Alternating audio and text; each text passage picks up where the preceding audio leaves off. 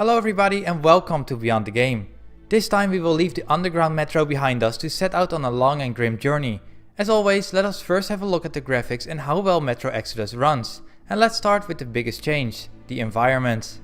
Gone for the most part are the dark underground metro tunnels, and instead we get large outside locations. It's not an open world mind you, but every level is basically a hub world that still gives you plenty of freedom. The world is full of half destroyed buildings, abandoned industrial areas, and everywhere you see broken cars and other vehicles. Not everything is destroyed, as the surviving humans started to rebuild some places with scraps they found laying around. Everything around you in the world gives you the feeling that indeed a massive apocalypse had just happened, and the best comparison I can give is that of Fallout or a Mad Max. However, much more detailed and more realistic. Every hub world features a different season, making for an interesting approach of the landscapes. From a snowy field to a deserted desert, and even a beautiful forest environment. With this also comes a new weather system. It can so happen that you're walking around on the snowy plains and all of a sudden it gets dark and it starts to rain with a massive thunderstorm. The raindrops scatter all around you and it's animated very nicely onto the road and buildings. This time around we also get a day and night cycle, and 4A Games had put a lot of effort into this feature. The environment shadows move around realistically depending on where the sun is in the sky. During the night, the moon lights up some parts of the environment so you are still able to see where you're going. In between environments you will spend most of your time in the Aurora. This is the train that takes you from hub world to progress the story. The train is full of little details for you to discover. You can use the radio to listen to chatter or music, interact with the train itself like using the steam horn, or go outside and see the landscapes move past you. You will also meet up with some crew members on the train, and here you will see the big improvement in detail over the past two Metro games.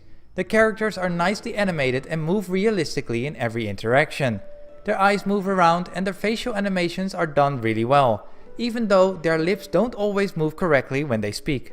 The animations of your character are like those of your crew, really nicely done. The reloading and recoil animations and other animations like crawling into air ducts or climbing ladders are really spot on here. The shadow from your character moves as it should be, as it really follows your every movement. All the weapons you will get in the game are all fully customizable by obtaining add-ons. All the rifles can also get dirty, and over time you will see mud and dirt piling up on your weapon. This means cleaning must be done occasionally. With every round you fire, smoke will leave the barrel of your rifle. If you decide to empty a few clips, the barrel will even glow up from the heat. If you're standing in the sun, you will even see the light scatter on the metal of your rifle. However, all this graphical splendor comes at a cost, and that is stability. On the base consoles you can expect frame drops in busy areas. It is not game breaking, but they are noticeable when you go into the low 20s. Metro Exodus also has some bugs going on here and there. I came across a few odd ones, like strange textures not showing correctly, and even at one point a part of the sky was totally missing for a few seconds. However, my console never froze, nor did I have a game breaking bug. Another issue are its loading times. When you start the game, loading times are okay and mostly around the 1 minute mark, until you get to the first open area hub world. Expect to wait 3 minutes or more on the loading screen. If you die or reload a quick save, you have to wait another minute. I will put a link in the description if you want to see a full analysis of how Metro runs on different platforms. The loading times can get you out of the moment, and I do hope they will patch this in the future, if at all possible. And now let's have a quick listen to the sound, voice and music of Metro Exodus.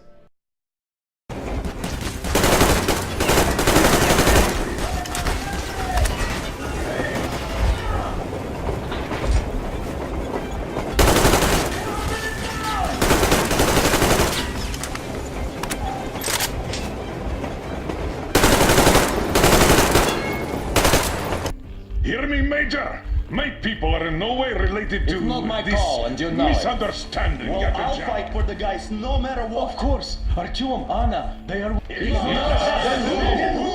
Alright, Spartans. Throw these overboard and full steam ahead. Come with me, Artyom. Let's catch some air. The sound design is something that 4A Games really did well here, and let's first start maybe at the lesser point of it all, and that's the voice acting. At times it's near perfection, while at other moments it feels like somebody was just too tired of redoing the same line over and over again. This makes for a little inconsistent performance. However, the characters that do have the most dialogue are luckily the good voice actors. The only thing that does feel forced is the occasional over-the-top Russian accent. The script itself has a decent writing and there's really a lot of dialogue going on in the train sections. It seems that everybody wants to talk to you or get you involved in their conversations.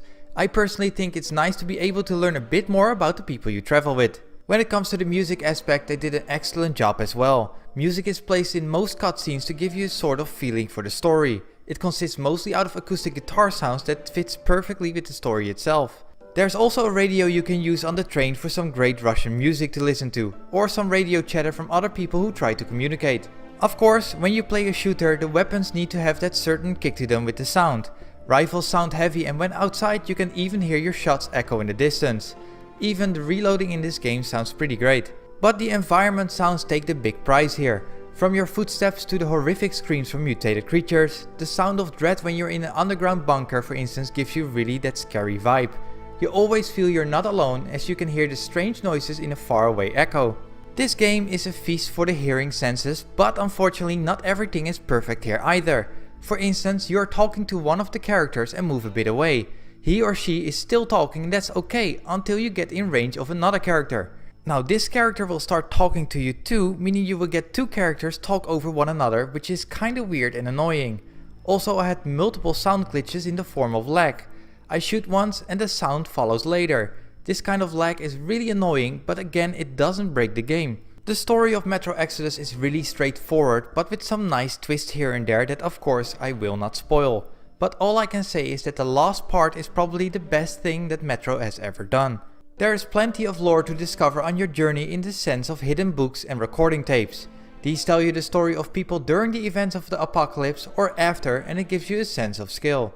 The gameplay had me worried in the beginning when I saw the announcement of Metro Exodus.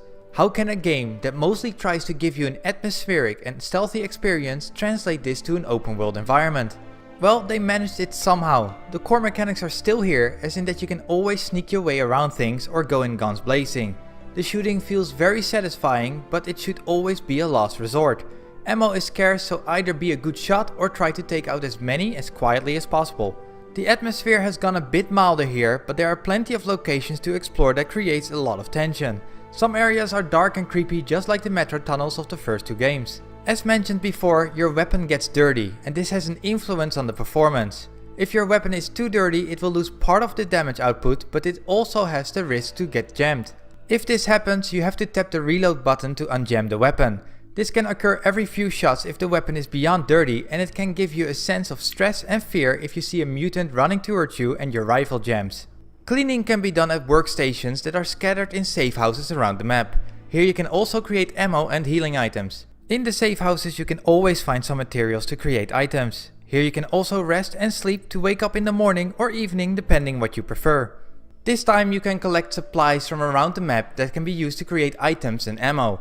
It's a good method to make sure you search every building and think about the risk-reward situation.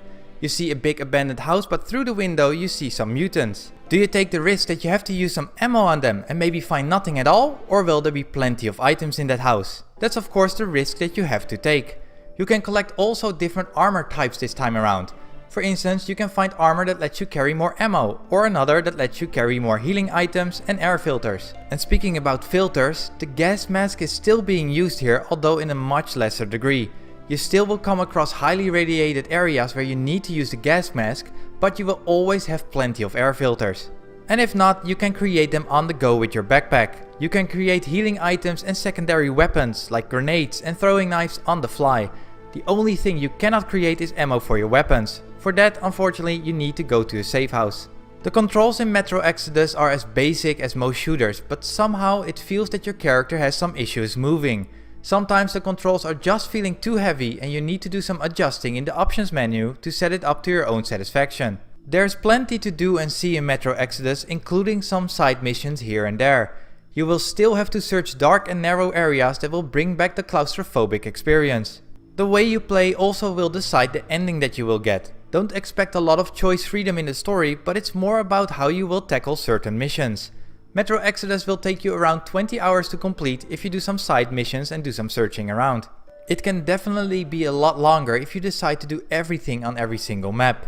This is by far the best entry in the series and we can look forward to the upcoming DLC. So, in the end, Metro Exodus has some graphical issues and sitting through the long loading times can be a pain.